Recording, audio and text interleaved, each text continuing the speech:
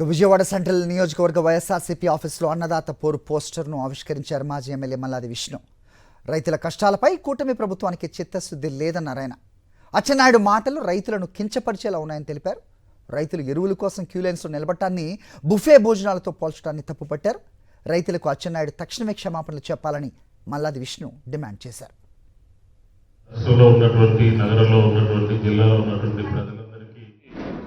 రైతుల పట్ల ఏమాత్రం గౌరవం ఉందో, రైతుల పట్ల ఏమాత్రం శ్రద్ధ ఉందో వారు మాట్లాడినటువంటి మాటల ద్వారా మనకి స్పష్టంగా అర్థమవుతుందని చెప్తాం.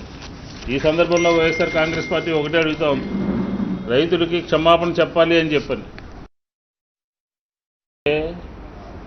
రైతుల యొక్క కష్టాలని, రైతులు పడుతున్నటువంటి బాధల్ని, రైతులు ఎదుర్కొంటున్నటువంటి సమస్యల్ని ప్రభుత్వము పరిష్కరించాల్సింది పోయి, మనం ఎక్కడైనా పెళ్ళికి వెళ్తే అందరికీ ఒకేసారి భోజనం పెడతారా, బఫేలో అందరూ లైన్లో నుంచోమో అని చెప్పని రైతులు ఎదుర్కొంటున్నటువంటి సమస్యల్ని, వాళ్ళు లైన్లో ఉన్నటువంటి దాన్ని బఫే భోజనంతో పోల్చినటువంటి వ్యక్తి రైతుల పట్ల ఏమాత్రం గౌరవం ఉందో, రైతుల పట్ల ఏమాత్రం శ్రద్ధ ఉందో వారు మాట్లాడినటువంటి మాటల ద్వారా మనకి స్పష్టంగా అర్థమవుతుందని చెప్తాం.